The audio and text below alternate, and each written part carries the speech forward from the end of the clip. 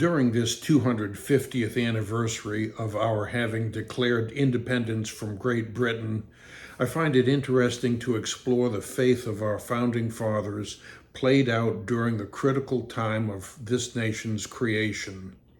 This year's movie release, titled A Great Awakening, for example, demonstrated the development of Ben Franklin's faith that was influenced by the great evangelist George Whitefield. By the time that the U.S. Constitution was being drafted, Franklin was an elder statesman whose faith influenced the preparation of that document. Earlier, according to his autobiography, Franklin had identified himself as a deist. That started in his teenage years. Today, there are some who use that statement to suggest that Franklin did not believe that God had an influence on the formation of these United States of America, but shortly before his death, at the age of 84, Franklin wrote a letter to the president of what was then known as Yale College, summarizing his beliefs, including the fact that Franklin knew that God answers prayers and intervenes in history.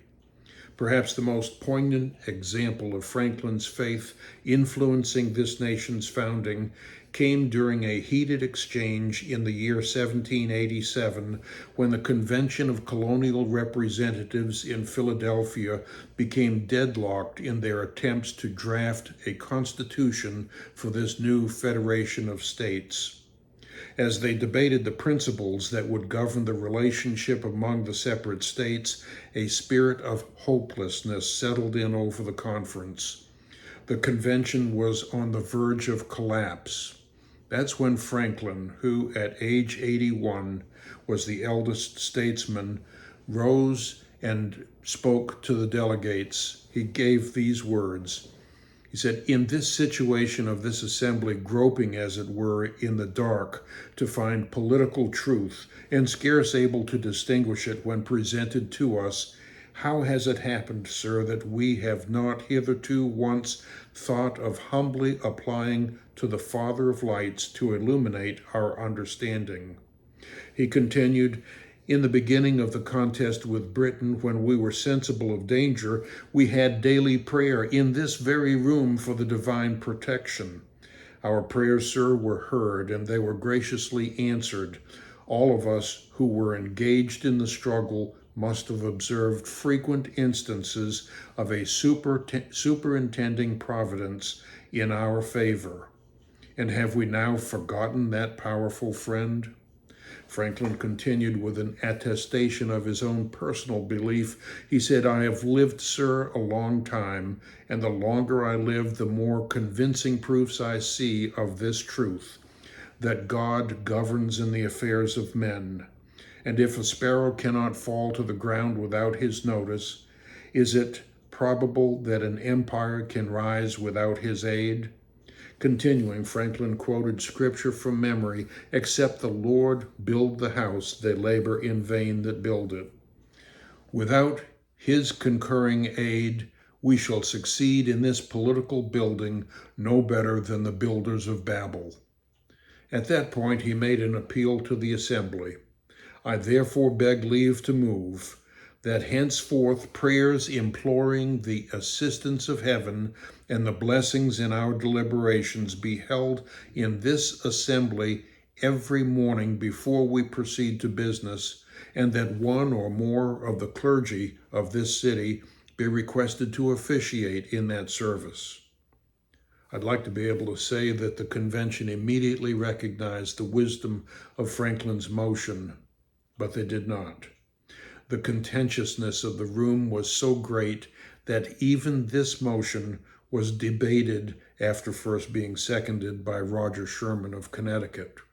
Some argued that, there are no funds available for the hiring of clergy. Edmund Randolph of Virginia suggested an alternative, that is, that a sermon be preached on the 4th of July to commemorate the anniversary of our independence. Ben Franklin's motion was never brought to a vote. A motion to adjourn instead took precedence.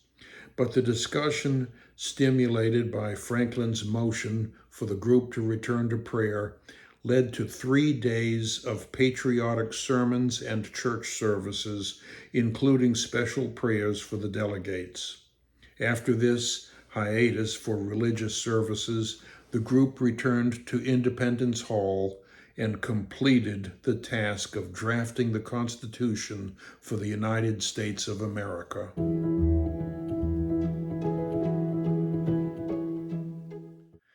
An analysis of Franklin's motion and lengthy supporting statement reveals that he had such familiarity with Scripture that he was able to extemporaneously incorporate Bible references into his everyday parlance. For example, groping in the dark was the terminology used in Job chapter 12, verse 25. The Father of lights comes from James 1:17. God's notice of a sparrow falling to the ground is found in both Matthew 10:29 and Luke 12:6. Daniel's interpretation of Nebuchadnezzar's dream answered whether an empire can rise without God's aid. See Daniel 4, verse 17. Builders laboring in vain if they build the house without God is found, of course, in Psalm 127, verse 1. And the story of Babel is in Genesis 11, verses 1 through 9. Ben Franklin, contrary to the claims of some, was a man of faith. He had an intimate familiarity with Scripture and readily saw its application in everyday living. He openly professed that God intervenes in the affairs of mankind, and Franklin was not alone. Of the 55 delegates who participated in the debates leading to the U.S. Constitution, most were Christians, including, by way of example, James McHenry, the founder of the Maryland Bible Society, Rufus King, a founder of the New York Common Prayer Book Society, Roger Sherman, the author of multiple Christian theological writings, Abraham Baldwin, a professor of divinity at Yale, Alexander Hamilton, who proposed the Christian Constitutional Society, John Langdon and Charles Pinckney, both founders of the American Bible Society, and that's just to name a few.